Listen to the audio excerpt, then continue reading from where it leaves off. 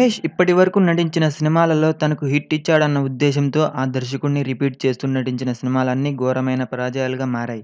దీనికి ఉదాహరణగా 'త్రివిక్రమ్', 'సీను వైట్ల', 'శ్రీకాంత్ అడ్డాల', 'గుణశేఖర్' ఇలా దర్శకులతో మహేష్ నటించిన ప్రతి రెండవ సినిమా ఘోరమైన ఫ్లాప్‌గా మారింది. దీనితో 'శ్రీమంతుడు' ఘన విజయం తర్వాత మహేష్, కొరటాల శివ కాంబినేషన్‌ను రిపీట్ చేస్తూ మహేష్ చేస్తున్న ఈ ప్రయోగం కూడా విఫలం అవుతుందా అని జరుగుతున్న చర్చలు మహేష్ అభిమానులను కలవరపెడుతున్నట్లు టాక్.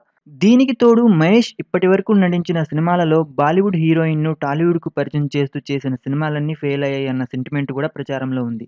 ముఖ్యంగా బాలీవుడ్ హీరోయిన్స్ నమ్రత, బిపాష, లిసారే, కృతి సనన్ ఇలా బాలీవుడ్ హీరోయిన్స్‌ను టాలీవుడ్‌కు మహేష్ తన సినిమాల ద్వారా పరిచయం చేయాలని చేసిన ప్రయత్నాలు ఫ్లాపులుగా మారాయి.